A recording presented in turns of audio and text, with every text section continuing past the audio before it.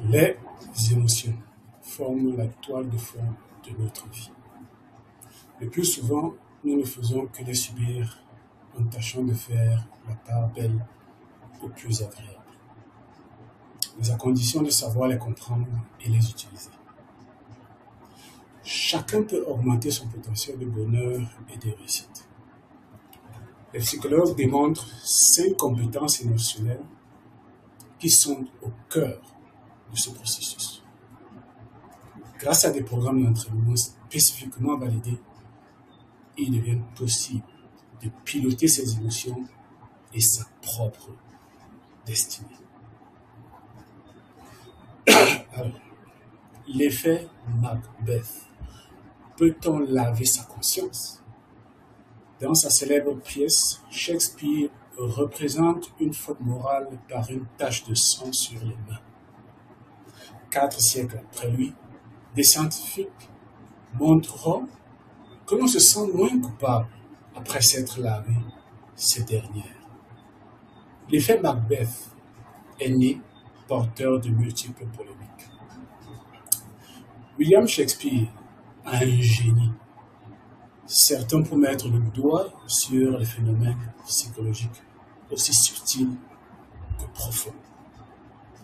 Sa tragédie Macbeth, probablement écrite vers 1606, contient ainsi nombre de fulgurances sur le remords, l'arrogance, le pouvoir ou la folie, mais également des descriptions saisies, des descriptions saisissantes de troubles du sommeil et d'hallucinations. Une richesse humaine qui a inspiré les scientifiques. En témoigne le cas de l'effet Macbeth, non donné par les psychologues à un supposé besoin de pureté physique découlant d'un sentiment de culpabilité. Ce nom est une référence à Lady Macbeth qui cherche à soulager sa conscience en se lavant les mains après avoir poussé son mari au meurtre. L'image est frappante, mais les chercheurs ont-ils eu raison de s'en inspirer? En d'autres termes, Shakespeare a-t-il pressenti l'existence d'un mécanisme psychologique fondamental ou a-t-il contribué à induire la science en erreur?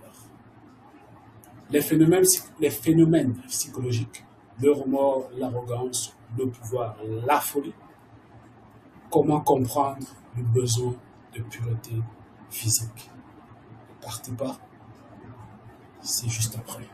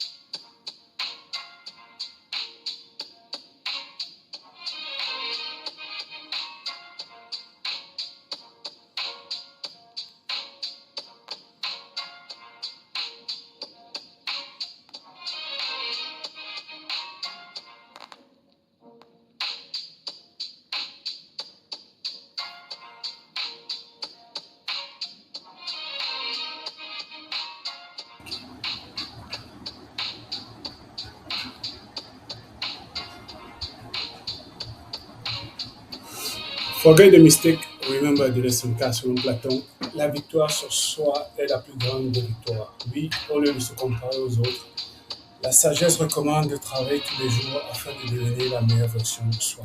Bonjour, bonsoir tout le monde. Merci de rester fidèle à ce programme de déontologie, ce programme mensuel qui réussit à réunir les spécialistes à travers l'Afrique et aussi à travers le monde afin d'aborder prioritairement des questions à la fois de santé mentale et aussi de maladies mentales. La thématique de ce jour, ce soir, les phénomènes psychologiques, le remords, l'arrogance, le pouvoir, la folie. Comment comprendre le besoin de pureté physique? Pour mieux comprendre le phénomène décrit par le dramaturge anglais, reprenons rapidement la trame du récit. Le valeureux guerrier, le valeureux guerrier Macbeth reçoit de ses trois sorcières la prophétie qu'il deviendra roi d'Écosse.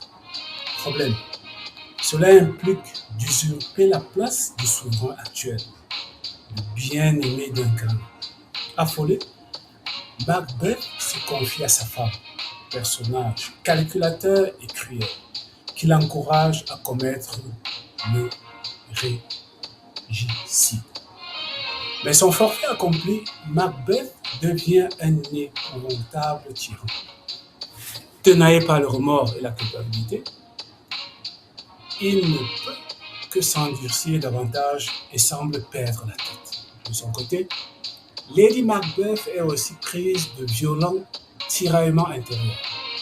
Loin de lui accorder la satisfaction escomptée, le crime dont elle est complice trouble son sommeil et finit par la conduire au suicide.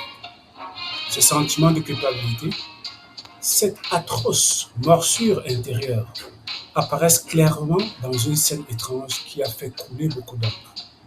Au milieu de la nuit, une servante de la cour et une suivante de la cour et le médecin personnel, étant pour moi du roi, y observent en cachette Lady Macbeth qui avoue son forfait dans un état second. Pour évoquer le poids de la mauvaise conscience, Shakespeare choisit ainsi de le faire surgir lors d'un mystérieux épisode dissociatif qu'on a interprété comme une somnambulisme.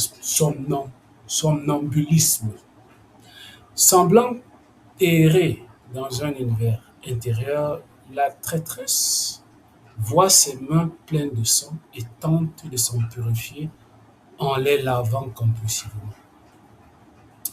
Va-t'en, maudite tâche, s'acharne-t-elle, pensant qu'elle pourra restaurer ainsi la propreté morale et alléger sa conscience. Et si elle y parvenait? Il y en a en effet des raisons de prendre au sérieux le parallèle décrit par Shakespeare entre le domaine de l'éthique et celui de l'hygiène. Si leur lien n'est pas évident a priori, l'un révèle de la psychologie et l'autre du physique, c'est-à-dire du corps. Alors, excusez-moi, je vais accueillir. Il y a quelqu'un qui frappe à la porte. Ok. J'espère que j'ai. Ok. Alors, où est-ce que j'étais?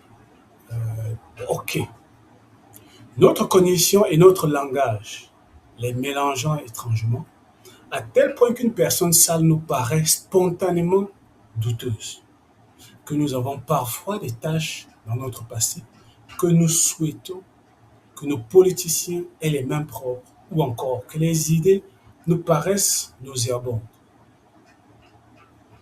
Les religions ont largement institutionnalisé ce passage du physique au moral sous la forme de rituels de purification, comme le baptême, les ablutions et autres impératifs alimentaires.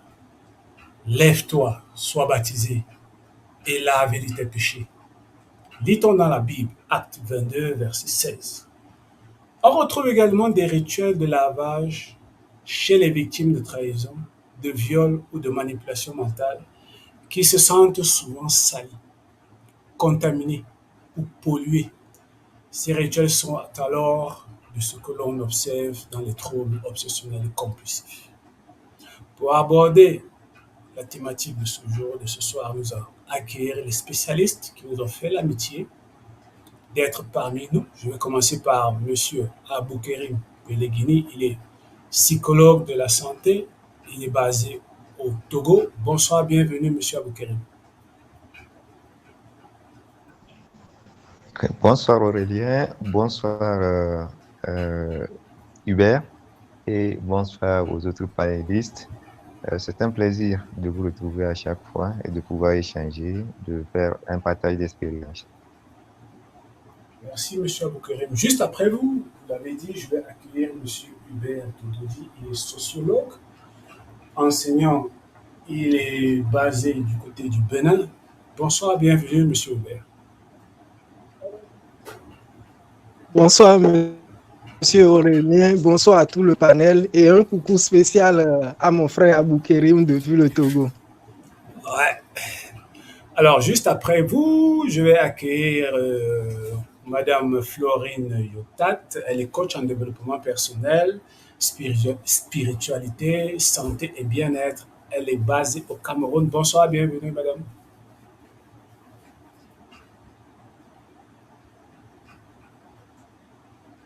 Alors, vous devez ouvrir votre micro avant de parler. Ok.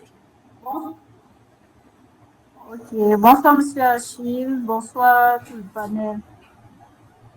Bienvenue une fois de plus. Alors, Merci. oui, juste après vous, je vais accueillir Madame Raissa Pité Mandela. Elle est psychologue clinicienne depuis. Elle est basée en République démocratique du Congo. Bonsoir, bienvenue, Madame Henriette.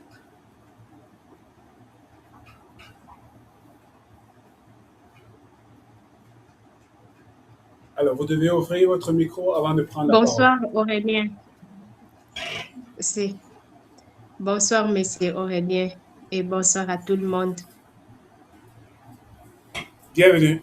Alors, juste après vous, je vais accueillir le docteur Bertin Damien. Il est également sociologue.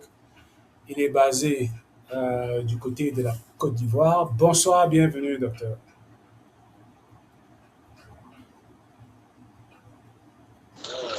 Bonsoir, monsieur Aurélien. Bonsoir à toute la famille, aux panélistes. Je suis encore content de pouvoir participer auprès de vous à ce panel ce soir. Merci. Merci à vous. Alors, on a une invitée surprise, mademoiselle Tchouchoua Adèle. Elle est psychologue clinicienne. Elle est basée au Cameroun. Bonsoir, bienvenue, madame. Demoiselle, donc pour moi.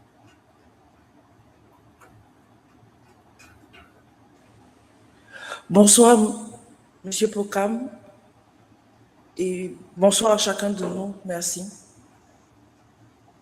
Alors, nous allons tout de suite rentrer dans le vif du sujet. L'association entre propreté physique et propreté morale semble même si puissante et évidente que certains chercheurs y ont vu l'origine de notre souci pour l'éthique, notamment via l'évolution de la sensation du dégoût.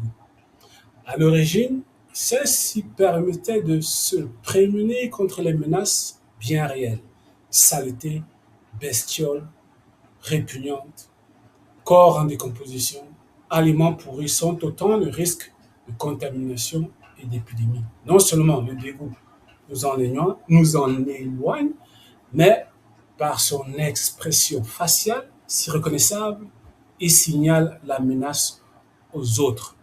Alors, je voudrais passer la parole à M. Aboukerim en premier lieu, parce qu'avec lui, on a un peu échangé sur la propreté physique et la propreté psychique, et on était d'accord qu'en abordant les deux, le débat pourrait être encore plus enrichissant. Alors, M. Aboukerim, comment certains mécanismes biologiques, notamment, se complaire dans la saleté, peuvent nous aider à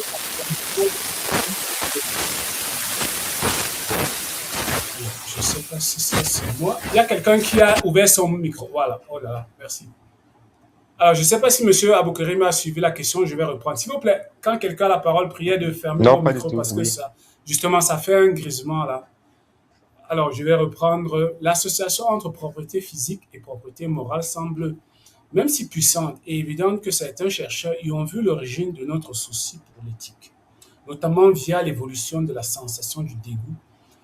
À l'origine, celle-ci permettait de se prémunir contre des menaces bien réelles, saleté, bestioles répugnantes, corps en décomposition, aliments pourris, sont autant de risques de contamination et d'épidémie. Non seulement le dégoût nous en éloigne, mais par son expression faciale, si reconnaissable, il signale la menace aux autres. Alors la question c'était celle de savoir comment certains mécanismes biologiques notamment se complaire dans la saleté peuvent-ils nous aider à comprendre l'origine de la morale. Je voulais passer la parole à M. Aboukerim.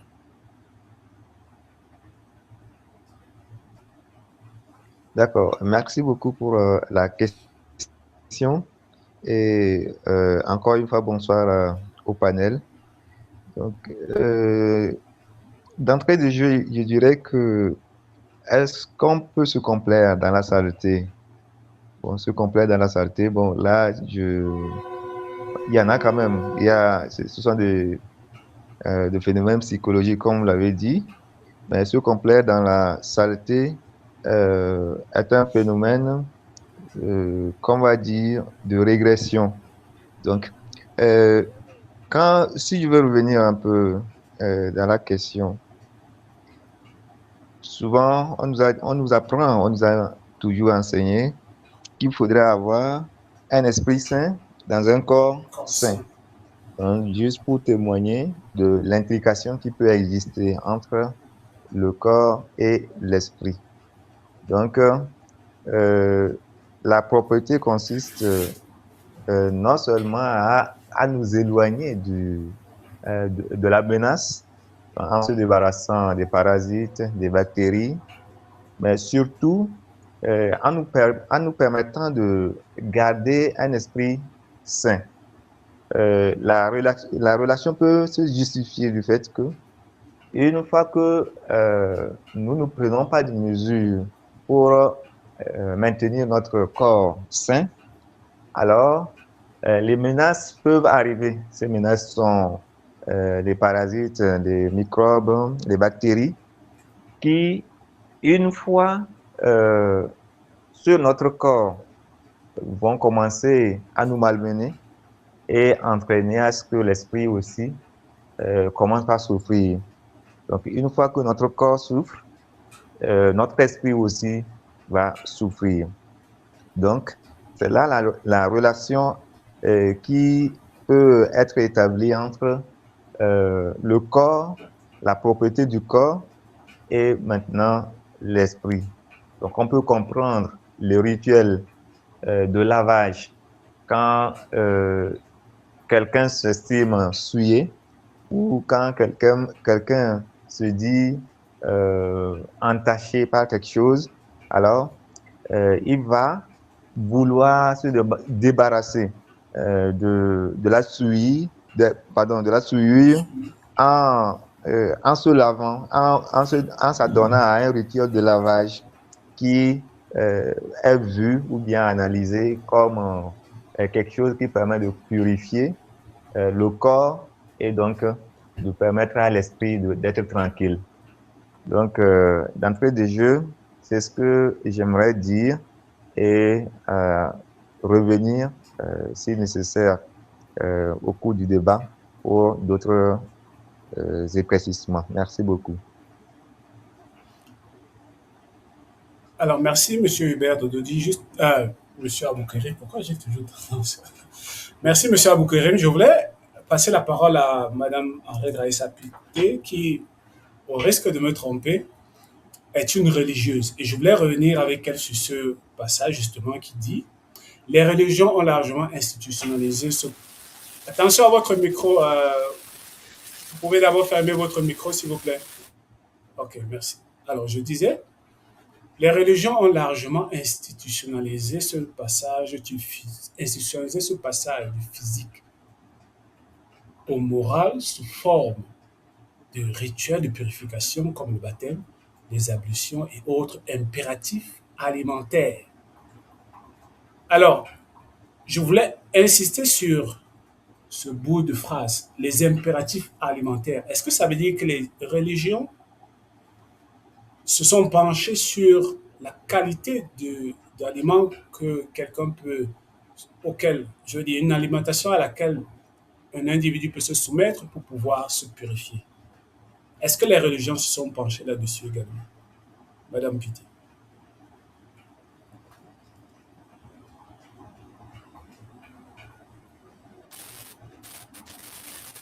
Merci beaucoup pour la parole. Parlant de la propreté sur l'alimentation et les aliments, que les religions se sont penchées sur la question de l'alimentation. En fait, Alors, Madame Pité, excusez-moi, mais... Allô? Oui, allô? Oui, je ne sais pas pourquoi il y a un grisement là quand vous prenez la parole. Je ne sais pas si vous avez mis le haut-parleur. Parce que si vous avez mis le haut-parleur, c'est normal qu'il y ait ce glissement. Ou alors vous avez les écouteurs aux oreilles, je ne sais pas. Non, ce n'est pas les écouteurs, c'est haut-parleur sur la machine. Oui, si vous avez mis les haut-parleurs, c'est pour ça justement. Si vous pouvez enlever les haut-parleurs, ce serait bien parce qu'il y a des grisements là et puis ça. Comment je vais enlever ça? Je ne sais pas.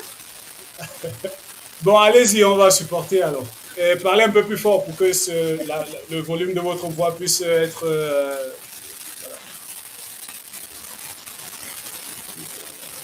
Clair. Je disais, les religions, moi je suis religieuse, je suis dans la formation, je travaille avec des jeunes. Sur la question, d'abord, quand on parle de lavage, quand le corps est souillé, nous créerons d'abord, premièrement, les liens entre la propriété du corps et celle d'esprit. Cela est à la fois symbolique, psychologique et culturel. Mais aussi, dans la Bible, Jésus parlait de ce qui entrait ne rend pas l'homme impur, mais ce qui sort de la personne. Et ces deux réalités ne sont pas identiques, mais ils sont souvent étroitement associés dans la manière dont l'être humain se perçoit. Dans beaucoup de cultures, la propriété du corps est perçue comme le signe d'une pureté intérieure, ce qui peut se justifier avec les passages que vous aviez donnés ou ce que nous écoutons dire que l'homme, l'impureté de l'homme n'est pas de ce qu'il consomme, mais de ce qui est en lui. Être propre physiquement peut symboliser esprit ordonné, discipliné ou même pur.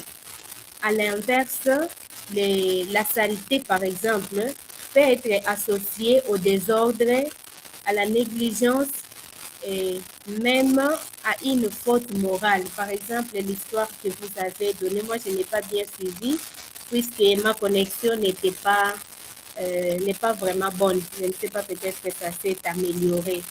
Le corps devient donc une image visible de l'état intérieur pour créer les liens entre la propriété d'esprit et du corps, ou du corps comme symbolique, non? Et les liens psychologiques, c'est l'interaction entre corps et esprit. Le corps et l'esprit sont en interaction constante. Par exemple, quand une personne se sent bien psychiquement, elle prend souvent soin de son corps.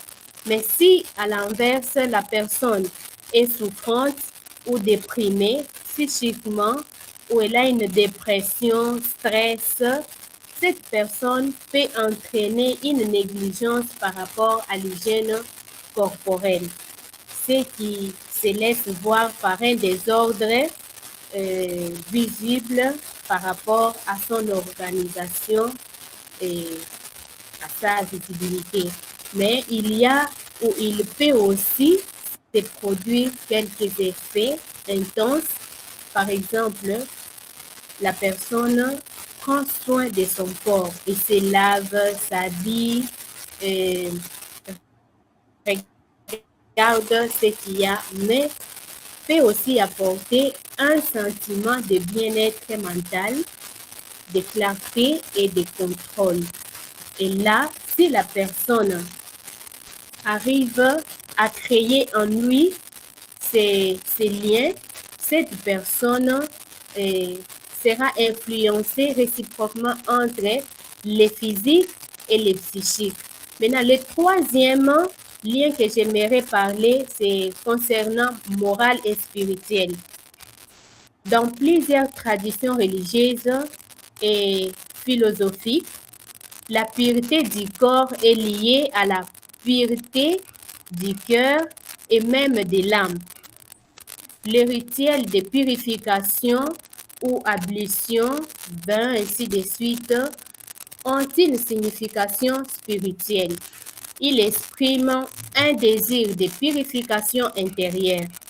Ici, la propreté dépasse l'hygiène. Elle devient une démarche spirituelle, ce que nous appellerons en psychologie acte symbolique de réparation. Et en conclusion, nous pouvons résumer que la propreté du corps et celle de l'esprit sont liées parce que le corps exprime souvent l'état intérieur, les soins du corps influencent le bien-être psychique, les cultures ou religions donnent une valeur symbolique à cette relation. Merci beaucoup, mais ces liens restent symboliques et relatifs et ne doivent pas être confondus avec une vérité absolue parce que l'être humain est dynamique. Merci beaucoup. J'espère avoir été utile. Vu la réaction de M. Aboukarim et vu la réaction de M. Hubert Dododi, je vous promets que vous avez été utile et je vous remercie. Alors, je voudrais maintenant me pencher, donner la parole au sociologue, M. Hubert et au docteur Niamien. La sociologie cherche à comprendre, je vais toujours revenir là-dessus pour qu'on sache où on va. La sociologie cherche à comprendre comment les individus vivent ensemble, comment les groupes sociaux se forment, famille, communauté, ethnie, religion, classe sociale, comment fonctionnent les institutions, écoles, État, religion, économie, comment naissent les inégalités, les normes, les valeurs et les conflits. L'objet d'étude courant, c'est la famille, la culture, les traditions, les religions, l'éducation, la pauvreté, les inégalités, le pouvoir et la politique, la vie communautaire. Quand on parle de vie communautaire, c'est les villages, les quartiers, les villes. Alors, M. Hubert, comment la sociologie décrit-elle la relation que l'homme peut avoir avec les rituels? Je suis tombé sur cet article je ne sais pas si j'ai partagé ça avec vous, d'un ancien président béninois, je ne sais pas si c'est le précédent, qui, après les élections, est tombé gravement malade en médecine conventionnelle européenne. Il est allé en Europe, ne pouvait rien. Mais un chef traditionnel a mobilisé les guérisseurs de sa communauté qui se sont mis ensemble pour pouvoir guérir ce président. Et il a institutionnalisé, il a donné carrément une journée consacrée à la médecine traditionnelle. Je suis convaincu que vous connaissez cette histoire mieux que moi. Mais c'était une parenthèse. Alors, je vous passe la parole. Merci, Monsieur Aurélien. Il s'agit bel et bien de notre premier président démocratiquement élu, Dieudonné Nicéphore Soglo. C'est lui qui a été à l'origine de l'initiation ou de l'instauration du 10 janvier que nous célébrons aujourd'hui de façon plus modernisée en Vodou-Ndéi. Exactement, les problèmes de santé et la médecine conventionnelle ou la médecine moderne n'a pas pu apporter une réponse à son cas et il a fallu l'intervention de la médecine traditionnelle à travers surtout celui-là qui a été à la clé de sa guérison, Sosa Guédengue,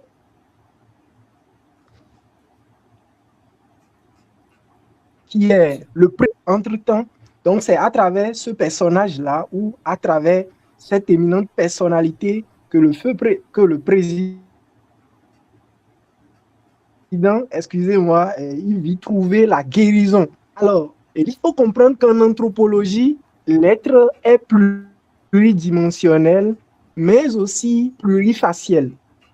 L'être est, dans un premier temps, spirituel, mais aussi physique. Ce qui veut dire que l'homme que nous sommes, l'homme que nous voyons devant nous ou l'homme que nous sommes nous sommes esprit, c'est-à-dire nous sommes spirituels, mais aussi physiques.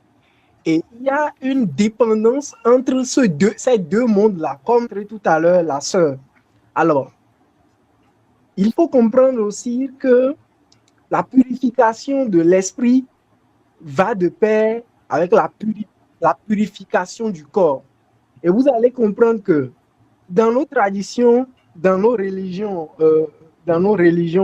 qu'elles soient modernes ou traditionnelles, on a des pratiques de purification qui sont instaurées. Par exemple, l'Église catholique, par exemple, qui passe par l'aspersion de l'eau bénite, qui passe par le baptême, parfois même qui passe par des pratiques alimentaires. Je veux parler de la communion. Il y a des gens qui sont physiquement malades, mais qui bénéficient de la communion des malades, où on parle de visite de malades, et quand ceux-là communient, on voit qu'il y a des changements qui s'opèrent autour de la santé de ces personnes-là. Et pour revenir à votre question, il faut dire que ce sont les perceptions qui font grandir ces pratiques-là. Ce sont les perceptions, les représentations que les populations ont, que les acteurs ont de ces pratiques-là, qui font vraiment la quintessence, qui donne une certaine valeur, une commodité à ces pratiques-là. Alors, que ce soit la purification dans les églises modernes, dans les religions modernes, ou la purification dans la religion traditionnelle, qui se fait généralement à travers des plantes, à travers des sacrifices entre griffes vaudou, pour ne pas être impoli, à travers, par exemple, des pratiques alimentaires. On dit, par exemple, à un individu souffrant, on lui dit, va prendre 2 colas rouges, plus telle plante, plus tel igname, plus de l'igname. Où on dit à tel individu, consomme pour toute la semaine, consomme rien que de l'acassa en feuilles, consomme rien que la viande de mouton du dimanche au lundi, ou bon, jeudi, n'importe quoi. Donc, ce sont des pratiques qui sont réelles, des pratiques que nous vivons au jour le jour et qui sont soutenues par nos perceptions, nos représentations, qui font la valeur de nos sociétés. Voilà la réponse que je peux apporter à votre question, Monsieur Abouké, Aurélien. Finalement. Merci, Monsieur Hubert. Alors, Docteur Damien, vous êtes également sociologue. Je suis convaincu qu'il y a aussi un certain nombre de choses que vous pouvez ajouter en rapport avec la culture en Côte d'Ivoire, qui est également en Afrique de l'Ouest, tout comme le Bénin, tout comme le Togo, et forcément, il y a des choses qui sont pas très différentes des unes des autres dans les rituels.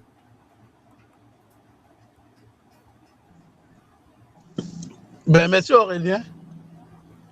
Alors, pour reprendre en d'autres mots ce que mon prédécesseur vient de dire,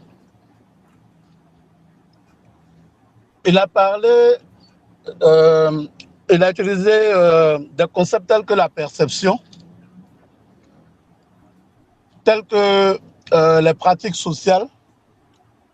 Et effectivement, quand on est en société, c'est le fait, il y a ce qu'on appelle chez nous en sociologie le fait social, le fait de répéter quelque chose, il y a dire un geste, une parole, un fait, cela commence à prendre, j'allais dire, de la valeur au sein de la société. Alors, en lien avec le thème dont nous sommes en train de parler, les questions d'hygiène, c'est des faits que nous avons appris à intégrer pratiquement depuis notre enfance. La première des choses, c'est que quand on vient au monde, on reçoit un bain. On pourrait dire qu'un bébé vient de naître tout de suite. Il vient du sein maternel et on sait combien scientifiquement il est prouvé que l'endroit où le bébé dort est le lieu le plus sain au monde. Mais par contre, quand il vient au monde, on va le laver. Et on commence à nous laver jusqu'à ce que, j'allais dire, on quitte ce monde. Même en quittant ce monde, on a toujours un bain. Alors, ce que je voulais dire, c'est que la question d'hygiène ou la question de la propreté, c'est un fait social que tout chacun intègre. Tout chacun intègre. Et si je ne peux pas, j'allais dire, me rendre propre, parce que dans la religion, on va parler de la purification, bien de la pureté, ça veut dire que je ne peux pas être membre d'une certaine société. Et ce qui va faire que, du point de vue des pratiques religieuses, en Côte d'Ivoire, par exemple, on a ce qu'on appelle le peuple sénoufo, qui ont des rites d'initiation, une école traditionnelle où ils vont en forêt à partir d'un certain âge, peut-être de 30 ans et plus, avec les membres masculins de la société pour une période d'enseignement, d'apprentissage. Mais cela aussi s'accompagne par des interdits. Et quand on parle d'interdits, c'est une forme de préservation de soi-même, de ce qu'on peut appeler d'impur. Alors, cette impureté peut être liée soit à la consommation d'aliments ou à la consommation de certains animaux. Vous voyez un peu. Alors, je pourrais même dire que cette notion de propreté ou bien de pureté, de purification, elle est pluridimensionnelle et que ce n'est pas seulement du ressort de nos sociétés traditionnelles, mais c'est attaché à l'homme, à la conscience de soi-même d'abord et à la prise de conscience d'autrui, de sa société dans laquelle, j'allais dire, on vit. Alors, quand on passe de la société traditionnelle à même la société moderne aujourd'hui, dans le domaine de la restauration, il y a des normes.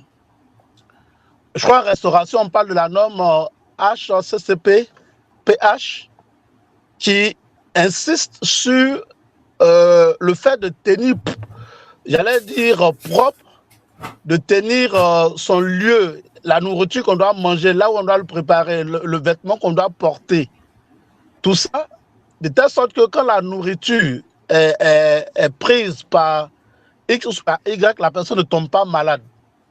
Tout simplement parce que les gènes pathologiques sont partout.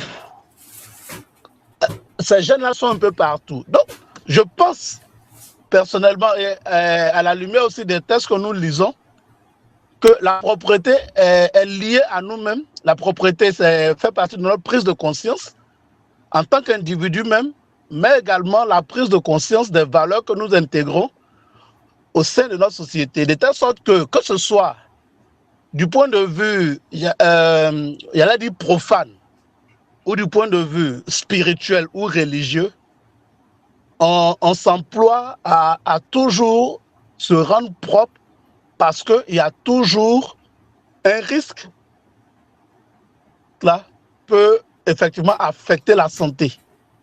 Cette santé qui peut être à la fois mentale, mais elle est aussi à la fois physique et à la fois spirituelle. Voilà en gros, pour ne pas me répéter, ce que je peux apporter comme contribution. Cette perception qu'on a de nous-mêmes et cette perception qu'on a de notre société à partir de laquelle on a appris à intégrer des règles ou des normes sociales, notamment comment s'entretenir, comment se purifier, comment se présenter à soi-même, mais à l'autre. Voilà en gros ce que je peux apporter comme contribution. Merci. Merci, docteur. Alors, je voudrais me rapprocher de Madame Florine Lyotard qui a fait un peu de spiritualité. Madame Florine Lyotard, dans le texte, il est dit, on retrouve également des rituels de lavage chez les victimes de trahison, de viol ou de manipulation mentale qui se sentent souvent salis, contaminés ou pollués. Ces rituels sont alors proches de ce qu'on observe dans les troubles obsessionnels compulsifs. Alors, Madame Florine Lyotard, je suis convaincu que vous avez déjà rencontré certaines victimes, probablement de viol, probablement de manipulation. Comment est-ce que vous les avez aidés, ou alors quel est le type de discours que l'on peut tenir à ses victimes.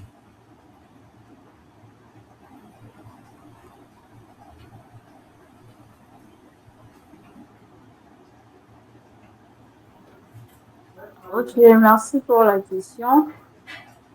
Concernant ces victimes, par rapport, c'est vrai que ces personnes qui traversent les moments de viol, c'est d'abord très compliqué parce qu'il faut pouvoir se mettre à la place de la personne. Vu que euh, euh, certains parmi eux se sentent abusés, se sentent trahis. Du coup, souvent pour réaliser ces rituels de lavage ou de conscience, ce n'est pas souvent évident. Ça prend du temps et sincèrement, si on ne se met pas à la place de la personne, on ne peut pas pouvoir réussir à gérer ce problème.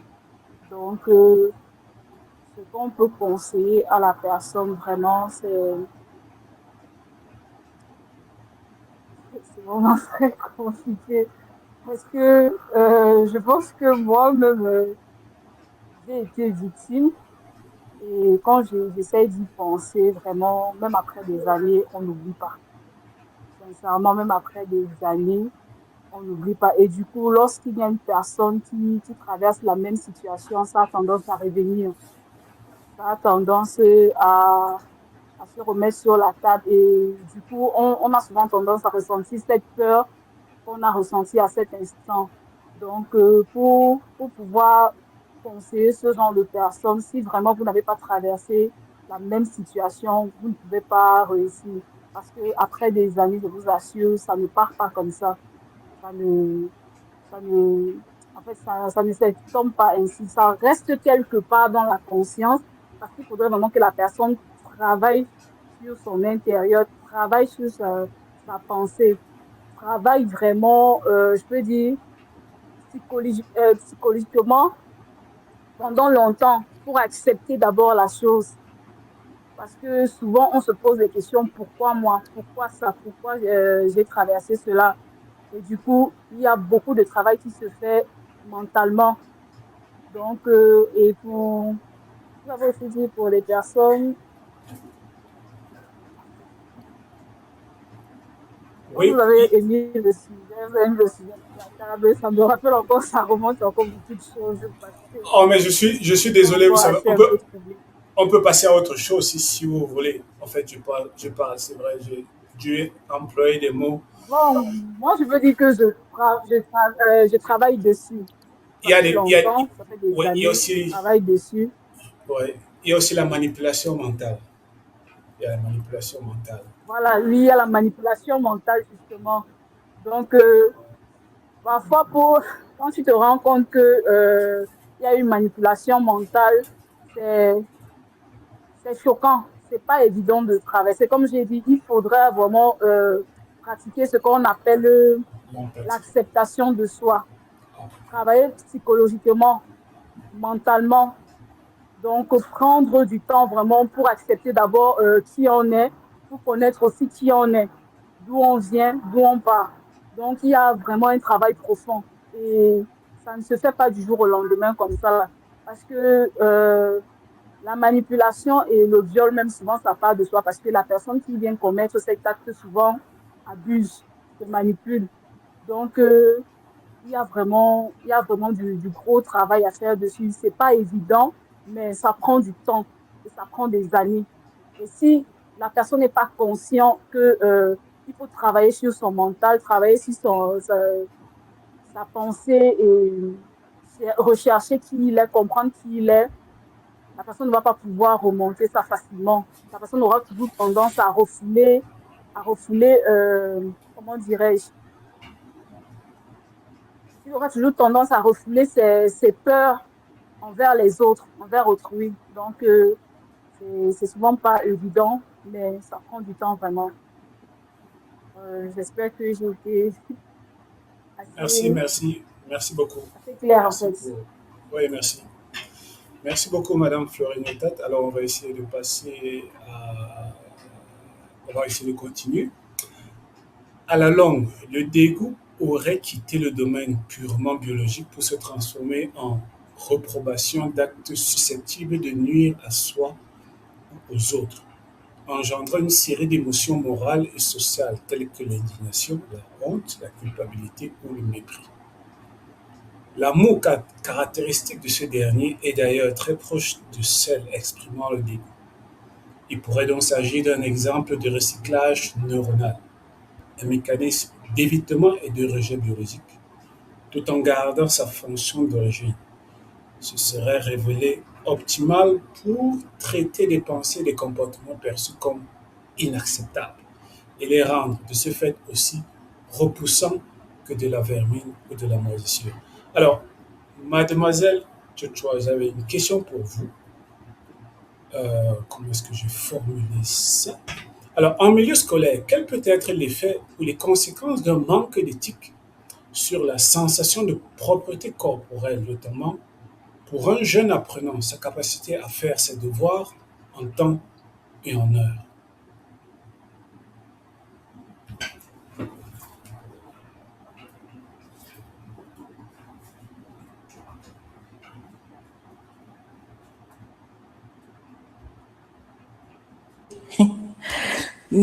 Mes ressources attentionnelles étant limitées, je reconnais que je ne comprends pas bien votre question par rapport à la thématique globale. Hein. Vous voulez savoir si... La thématique globale, c'est... Pour un jeune... La thématique globale, c'est quoi, Madame Tchotchoa? La notion de remords, la notion de propreté et de pureté, globalement. Non, la thématique, c'est... Attendez, je vais vous dire, là, je vais vous rappeler la thématique parce que les phénomènes psychologiques, le remords, l'arrogance, le pouvoir, la folie, comment comprendre le besoin de pureté physique? Voilà la thématique. Et donc, je posais la question de savoir, en milieu scolaire, quel peut être l'effet ou les conséquences d'un manque d'éthique. C'est vrai qu'on n'était pas là au début quand je lisais le texte de départ, je parlais de l'éthique. En milieu scolaire, quel peut être l'effet ou les conséquences d'un manque d'éthique sur la sensation de propreté corporelle, notamment pour un jeune apprenant, je veux dire, sa capacité à faire ses devoirs en temps et en heure. Je ne sais pas si la question, on se comprend maintenant. Un jeune en milieu scolaire est censé avoir acquis de l'éthique. C'est ce que nous sommes en train du moins c'est ce que vous êtes en train d'admettre dans votre question, votre réflexion. Un jeune est censé avoir acquis de l'éthique. Et le manque d'éthique pourrait avoir un effet sur la notion de propreté et la capacité à faire des rendus scolaires. C'est ça? Madame Tchotchoa, c'est moi qui pose les questions. Bien, je vais me lancer. Vous posez encore les questions. C'est moi qui pose les questions, vous me posez encore les questions. C'est vous qui parce que je ne sais pas répondre à une question quand je ne l'ai pas comprise. C'est ça mon problème. Si vous ne comprenez pas mes questions, qu'est-ce qu'on fait alors? Je passe à l'autre chose. Non, j'ai quelque chose à dire sur le sujet globalement, mais ou alors vous préférez parler de façon pour un élève qui aurait un... Bon, attendez, je vais poser la question à une autre personne et puis on verra. Peut-être que là, vous allez mieux comprendre, ok? Ça vous va comme ça? Pardon, monsieur? Je vais poser la question à un autre panéliste. Je vais poser la même question à un autre panéliste, d'accord? Et puis, après, je vous reviens. D'accord. Oui, faites. Ok. Alors, monsieur Aboukerim, est-ce que vous avez suivi ma question? Oui, très bien. Alors, je vous passe la parole. Qu'on puisse aider. Après, je vais passer la parole à monsieur Hubert parce qu'il est enseignant. Et puis, on va revenir à vous. Oui, sur cette question, la perception de l'éthique et quelle influence cela peut avoir sur les résultats d'un élève et sur le plan organisationnel aussi. Donc, tel que nous l'avons déjà développé et tel que les autres panélistes l'ont déjà dit, l'éthique est c'est une vertu qui a référence à la spiritualité, à la pureté. Alors, dans un lieu où il n'y a pas d'éthique, symboliquement, une personne avertie peut se sentir en souillure. Elle peut se sentir souillée et donc se retrouver un peu en perdition. Et quand elle se retrouve en perdition, quand on est souillé, donc on est sale et on s'inscrit, on est alors dans une désorganisation. Donc on va manquer de repères. On ne pourra pas pouvoir donner des résultats qu'on devrait normalement donner si on avait cette éthique-là. Si on avait l'éthique qui est censée nous donner l'organisation, qui est censée nous donner la structure. Donc, il faudrait qu'on ait la structure, on ait l'organisation, on ait la droiture. Alors, donc, quand on vient à manquer toutes ces vertus, alors il devient difficile de pouvoir évoluer de façon ordonnée dans un milieu. Alors, pour un élève, ce serait difficile quand il n'évolue pas dans un contexte éthique bien adapté, d'avoir des résultats qui puissent être satisfaisants.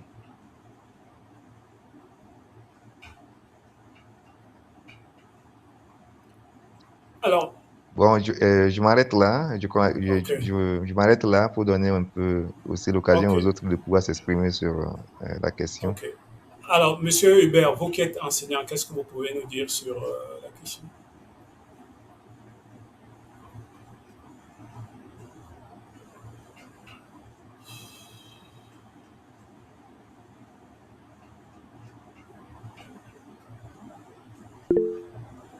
Alors, Monsieur Hubert, je pense que vous avez... Alors, Madame Pité voudrait prendre la parole. Allez-y, je pense que Monsieur Hubert doit avoir un problème de connexion ou alors il n'a pas ouvert son micro. Madame Raïssa Pité, allez-y, le temps que Monsieur Hubert nous revienne. Ok, merci beaucoup. Voilà, monsieur. Moi, je dirais que l'éthique, c'est la norme d'abord pour un élève. Manquer d'éthique est une mauvaise influence peuvent avoir des conséquences très importantes sur les rendements scolaires. Il ne touche pas seulement les comportements de l'élève, mais aussi sa motivation, sa concentration et sa réussite même. Quand il manque l'éthique et l'élève est mal influencé négativement, les conséquences directes sur les rendements scolaires se manifestent par rapport même à son application.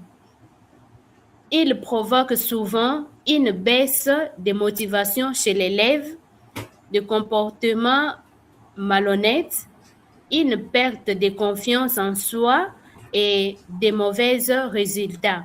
Pour réussir à l'école, il est donc essentiel de développer des valeurs enseignées comme l'honnêteté, le respect, la discipline et même le sens de l'effort. Un élève qui ne sait pas faire des sacrifices pour se mettre pour se mettre au travail, pour travailler, étudier, se préparer ou préparer son avenir, sera un mauvais citoyen dans la société. Merci beaucoup. D'accord, merci Madame Pité. Alors, je pense que Monsieur Hubert est revenu. Monsieur Hubert, euh, vous voulez prendre la parole, allez-y. Ah. J'étais en train de parler le micro fermé. Alors, je disais que l'éthique renvoie souvent à l'ensemble des valeurs, à l'ensemble des normes et des comportements qui certainement encouragent le respect des biens publics et privés.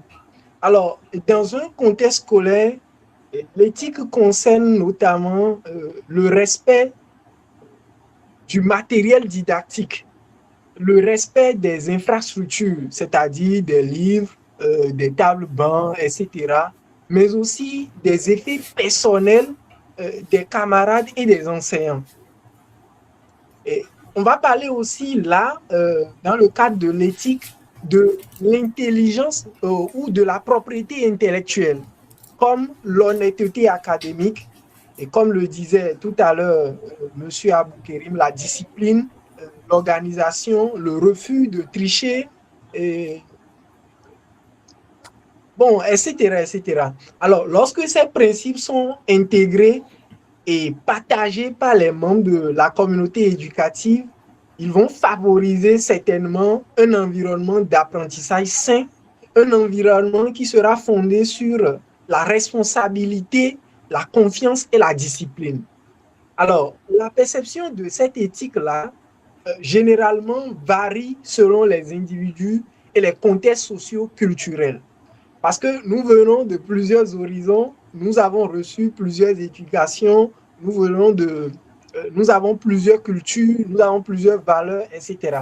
Alors, dans ce cadre, il y a certains élèves qui considèrent le respect des biens comme une valeur essentielle à leur vie collective.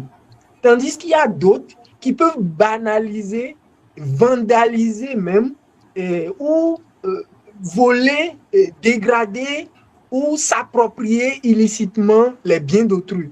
Alors, cette perception-là est souvent influencée par plusieurs facteurs, notamment l'éducation familiale. Comme je le disais tout à l'heure, les valeurs transmises aussi par l'école.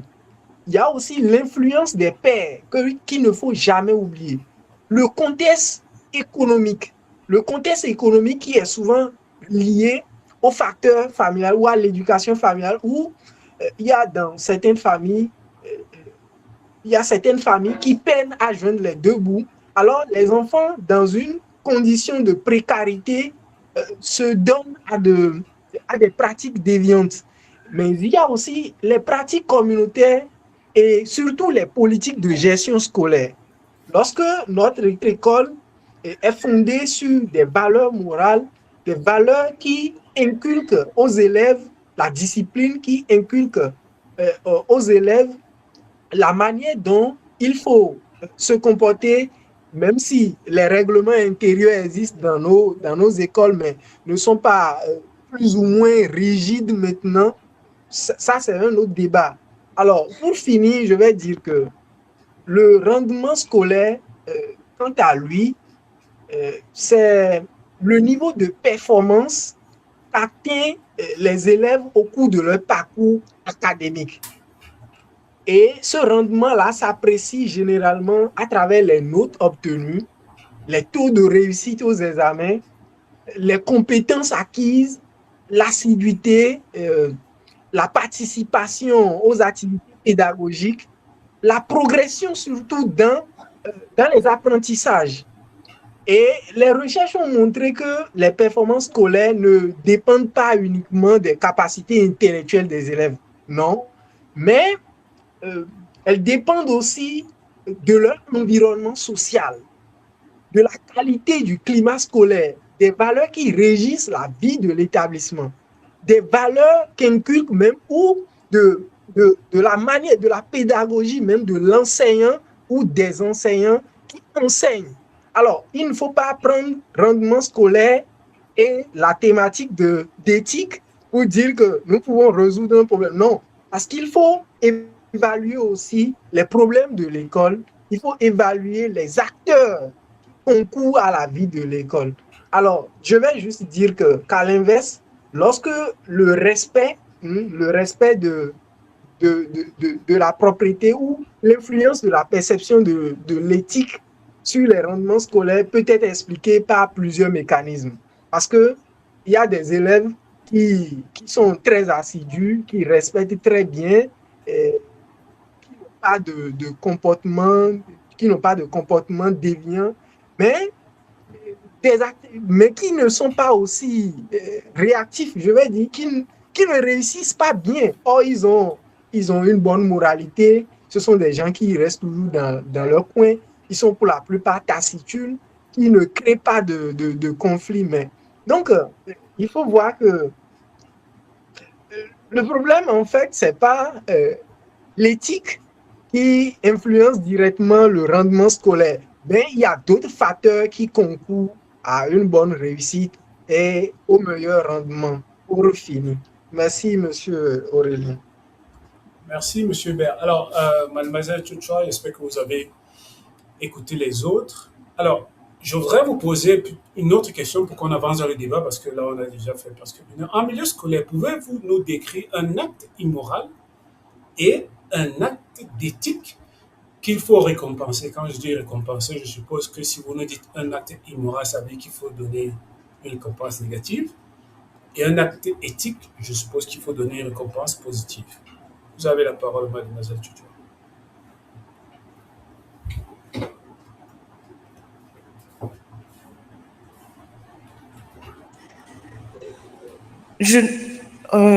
Merci, Monsieur Bokam. Non, je ne saurais pas décrire un acte moral et un acte éthique comme ça de façon catégorique, parce qu'un comportement humain, entendu qu'il s'agit là pour le cadre scolaire, qu'il s'agit d'un élève, j'aurais besoin de le situer. Quand je dis de le situer, donc d'accéder à sa situation pour me prononcer sur un acte. Je ne peux pas d'avance comme ça là faire un calendrier ou un drapeau pour dire voici ce qui est un acte. Non, pas du tout. Parce que dès qu'il s'agit de l'humain... Madame Tchouchoua, je peux vous poser une question? Allô? Madame Tchouchoua. Madame Tchouchoua. Oui, je vous écoute, monsieur. Vous avez été déjà en milieu scolaire?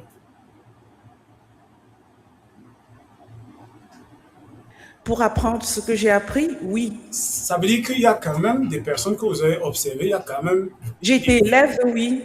Ben voilà, ça veut dire qu'il y a quand même des actes immoraux que vous avez pu observer en tant qu'élève et probablement en tant que parent, je veux dire, ou alors en tant que... Je veux dire quoi? Je comprends. Voilà, je veux dire qu'il y a quand même...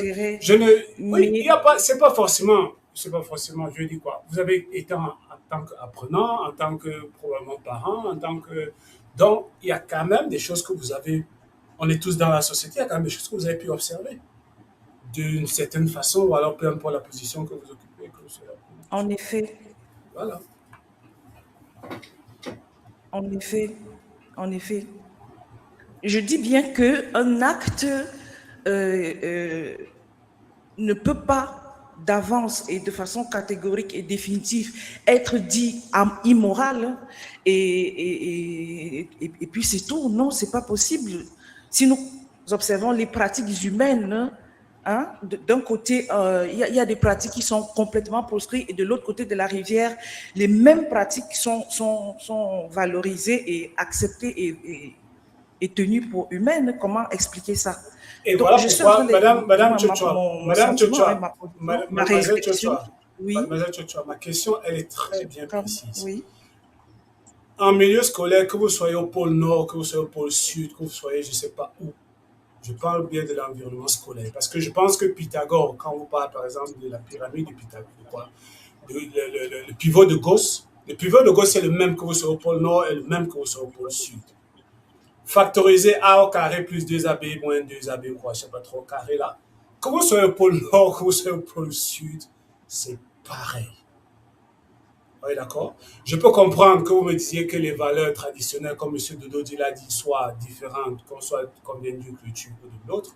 Mais je pense quand même qu'en milieu scolaire, il y là, je vais dire quoi? Je prends le cas, puisque nous sommes dans la psychologie. Carl Rogers a émis ses théories. Je pense que les théories de Carl Rogers sont valables, que ce soit au pôle Nord, que ce soit au pôle Sud. Je pense que là, on est quand même d'accord. Je pense que quand je parle de comportement compulsif, comme dans le texte, je pense que quand on est au pôle Nord, ou alors qu'on soit au pôle Sud, les comportements compulsifs observables sont les mêmes.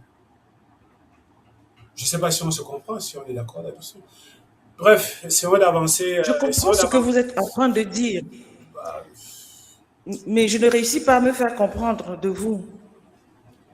Vous faites bien de prendre des exemples de. Je vous ai posé, parce que je vous pose une question, parce que je vous pose, Madame Soucha, parce que je vous pose une question simple, mais vous voulez tirer de long en large. Vraiment, excusez-moi, on va essayer de continuer. Je réponds. Excusez, on va continuer. Je fais une réflexion et je l'assume. Je suis désolée. Permettez s'il vous plaît qu'on avance. Pardon, Aurélien, pardon, je voudrais intervenir un peu. Oui, allez-y, monsieur, parce si vous que permettez, je ne sais pas si on va se comprendre. D'accord. Au fait, non, je crois que vous pouvez vous comprendre un peu. Au fait, je crois que Mademoiselle Tutua a un peu du mal avec la notion de norme. Pourtant, mais ce qu'il faudrait qu'on dise, c'est que la norme existe. Et il y a les critères de la norme. Les critères de la norme ou bien de la normalité. Il y a une norme statistique, il y a une norme subjective, il y a d'autres critères qui définissent la norme. Donc, d'une manière ou d'une autre, on doit s'inscrire sur une norme. Alors, quand on est dans le milieu scolaire, la norme, il y a une norme qui est définie et qu'il faudrait que chaque élève respecte. Alors, ou même dans la société, la norme est là. Et il faudrait que cela soit respecté pour qu'on ne considère pas nos actes ou bien nos comportements comme déviants. Donc, c'est sur ce plan que je crois que la question d'Aurélien est en train de se situer pour qu'on puisse trouver un acte qui peut être décrit comme un acte déviant ou bien un acte qu'on peut récompenser ou un acte qu'on peut renforcer négativement aussi, ou bien qu'on peut punir, en d'autres termes, qu'on peut punir, un acte qu'on punit et un autre qu'on applaudit. Voilà. Surtout que j'ai circonscrit la question, j'ai bien dit en milieu scolaire, je n'ai pas dit dans la société, parce que dans la société, ça devient encore plus complexe, parce que M. Hubert l'a bien dit. Des cultures différentes, certains vont interpréter, alors qu'en milieu scolaire, c'est le milieu scolaire, il est le milieu scolaire. Oui, Madame Raissa Pité voulait ajouter quelque chose. Merci beaucoup, Monsieur Aurélien. Simplement, j'aimerais dire que l'école étant un lieu d'apprentissage et de formation morale, l'acte qu'on peut récompenser comme acte d'éthique ou de valeur, l'honnêteté par exemple, que nous soyons au centre, je ne sais pas dans quel pays, dans quelle ville, l'honnêteté est un acte d'éthique qu'il faut récompenser, par exemple en milieu scolaire, tandis que la tricherie est un acte immoral qu'il faut corriger. En valorisant les comportements responsables, l'école forme les élèves plus justes, plus autonomes et plus respectueux. Pour donner un exemple à la dame. Merci beaucoup. Merci, madame. L'honnêteté.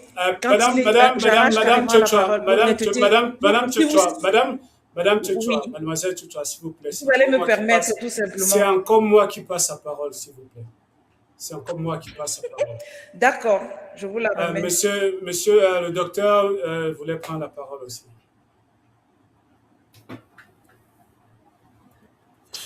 Okay, merci Aurélien. Je voudrais, prendre le postulat suivant. Qu'on parle de l'école ou qu'on parle de la société, l'école fait partie de la société Et les deux sont deux environnements qui ne sont pas forcément disjoints, mais qui s'influencent l'un l'autre. Alors, sur cette base-là, l'école, pour moi, est un peu l'émanation de sa société. En d'autres termes, l'environnement social de l'école africaine n'a rien à voir avec l'environnement social de l'école européenne. Même si la notion d'éthique peut avoir peut-être une connotation un peu universelle, mais je m'avais dit qu'aujourd'hui, chez nous, la question par exemple de la tricherie à l'école, qu'on cherche à combattre tout le temps, que ce soit lors des évaluations, des examens à grand tirage. Pourquoi est-ce qu'on interdit la tricherie à l'école alors que l'école est censée refléter sa société pendant dans le même temps les politiciens trichent aux élections? Est-ce que, à partir de ce moment-là, la notion de TIC doit s'adapter à l'environnement scolaire seulement, ou peut-on aller au-delà de l'environnement scolaire à partir du moment où l'école et sa société sont, j'allais dire, en corrélation? Alors, pour moi donc, on ne peut pas forcément circonscrire l'éthique au niveau seulement de la communauté scolaire, parce que qui dit communauté scolaire suppose que à l'intérieur de cette communauté-là, on a plusieurs sous-ensembles. Quand on regarde du point de vue systémique, on pourra avoir les administrateurs de l'école, on a les enseignants, on a les apprenants. Mais allons-y comprendre également que si on devrait pouvoir imposer l'éthique, ce qu'on appelle généralement le droit de cuissage, où des enseignants se permettent d'aller avec des élèves, des enseignants hommes qui vont avec des élèves filles, ou bien des enseignants femmes aujourd'hui qui ont des copains parmi les élèves. Alors que la notion d'éthique devrait pouvoir permettre à ce que le maître qui est détenteur du savoir n'ait pas de relation d'intimité avec son apprenant, que ce soit femme ou homme. Mais et pourtant, cela se passe. On pourrait dire que l'école, en tant que communauté, a ses règles. On a parlé de la tricherie, il y a la violence qui existe, ça peut être la violence même physique, mais il y a la violence verbale qui existe. Donc, circonscrire la notion d'éthique exclusivement au milieu de l'apprentissage à l'école, on ne pourra pas le faire à 100% parce que cette école-là est en interdépendance avec son milieu social. Et quand nous connaissons un peu comment notre milieu social aujourd'hui en Afrique, c'est vrai qu'on est en train de sortir plus ou moins des coups d'État, mais on voit un peu que les dirigeants même de la société ne sont pas des exemples. En termes d'éthique, ils ne sont pas des exemples. Et réclamer cela aussi à l'élève suppose que c'est comme si les règles qu'on veut intégrer, qu'on veut faire intégrer à l'enfant dans son cursus d'apprentissage pour que demain, il devienne un responsable dans la société, il allait dire qu'on est en train de biaiser les choses déjà à la base. Voilà en gros ce que je voulais peut-être apporter comme une petite contribution. Oui, merci docteur. Et je vous rejoins et je comprends pourquoi M. Hubert réagit, parce que quand vous dites que l'école dépend de sa société, oui. Voilà pourquoi Émile Durkheim a sa définition de ce qu'est l'éducation. C'est la responsabilité des plus matures d'amener les moins matures vers la maturité à travers l'éducation, à travers l'instruction, à travers la transmission des savoirs, des savoir-faire, qu'ils soient traditionnels ou modernes. Et je comprends votre développement parce que je comprends la réaction aussi de M. Hubert. De toutes les façons, essayons d'avancer pour rapidement sortir de ce débat. Alors, Michael Schaeffer et ses collègues de l'université de Marc de Bourg en Allemagne ont ainsi montré que mentir par oral augmente l'envie de dentifrice, de liquide pour se rincer la bouche, tandis qu'un mensonge écrit accroît le désir de produits lavants pour les mains. En parallèle, les chercheurs ont observé des activations spécifiques des régions somatosensorielles qui codent les sensations en provenance des différentes parties du corps. La vue de produits sanitaires active l'air de la bouche après un mensonge oral et l'air de la main suite à un mensonge écrit. Alors, est-ce que Mademoiselle Fleury Nyotat est toujours avec nous? Madame Fleury Nyotat, vous êtes toujours là?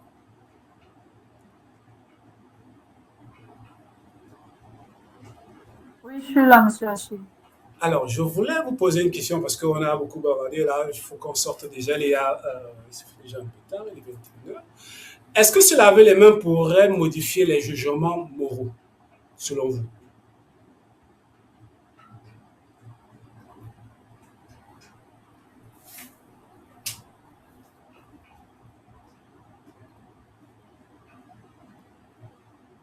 Alors, vous devez ouvrir votre micro si vous êtes... Pas bien suivi la question, s'il vous plaît.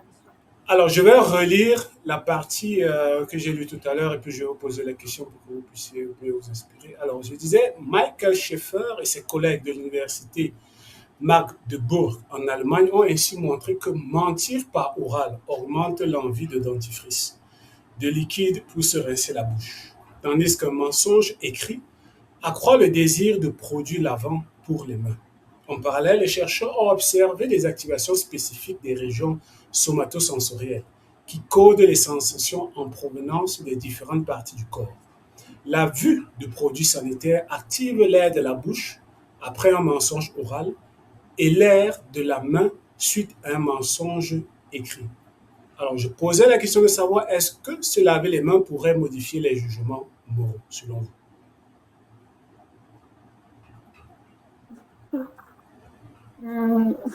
Modifier les jugements, non, je ne crois pas. C'est un peu comme les paraboles. Je ne crois pas que se laver les mains puisse changer quelque chose, mais par contre, se laver les mains agit alors sur l'hygiène du corporel, physique. Donc, par rapport à leur parabole là, c'est vrai que c'est amusant, mais bon, je crois pas que ça change quelque chose. Parce que même celui, après avoir fini de laver les mains, s'il veut écrire un mensonge avec la même main, il va toujours écrire un mensonge avec cette même malgré qu'il a lavé la main ou bien utiliser un gel, le gel de la main. Donc, moi, je crois pas.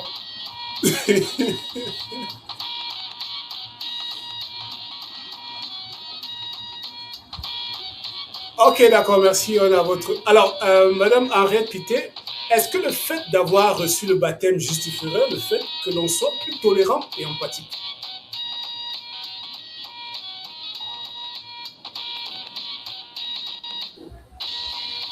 Merci pour la question. Les baptêmes nous purifient du péché originel, mais ne nous tolèrent pas ne tolère pas en fait d'essuyer, non, de s'essuyer, mais plutôt quand à chaque fois que j'ai fait le mal, je reconnais le sens du remords, je retourne vers le Seigneur dans les sacrements de réconciliation ou demander même pardon à la personne à qui j'ai eu des différences, si possible, m'aide à me réconcilier avec le Seigneur. Mais le baptême ne me permet pas de me comporter, je ne sais pas de quelle façon. Merci beaucoup. Alors, merci Madame Pité. On va sortir de cette émission. Je voudrais passer la parole à Monsieur Hubert Dodoudi pour la conclusion. Comme d'habitude, cette fois-ci, il est parmi nous. Alors, Monsieur Hubert, on vous écoute pour la conclusion et puis on va se dire au revoir. Et se donner rendez-vous pour le mois prochain. Je voudrais vous dire merci pour l'invitation, merci à tout le panel. On a eu un débat aussi enrichissant que créant. surtout pour les 2 dernières questions. Moi-même, de mon côté, j'ai réfléchi et je me disais, si je suis le savant dont je me vantais aussi tant et que M. Aboukeri m'appréciait aussi tant, donc je ne sais pas si lui il a la réponse, mais je voudrais juste dire que tout est question de perception, tout est question de personnalité, parce que l'être humain est un produit social, est un produit de la société, mais quelqu'un aussi qui détient une psychologie, qui travaille une psychologie, des facteurs psychologiques qui influencent son comportement. Alors, c'est sur ce mot-là que je vais m'arrêter et vous dire plein de choses à chacun de nous et à la prochaine. Alors, merci bien, Monsieur Bert. Je vous dis carrément également des choses à vous et on se voit le mois prochain pour une autre thématique. J'espère toujours aussi intéressante que celle d'aujourd'hui. Ciao. Bye bye tout le monde. Bye bye. Bye bye. Bye bye. Bye bye. Bye bye.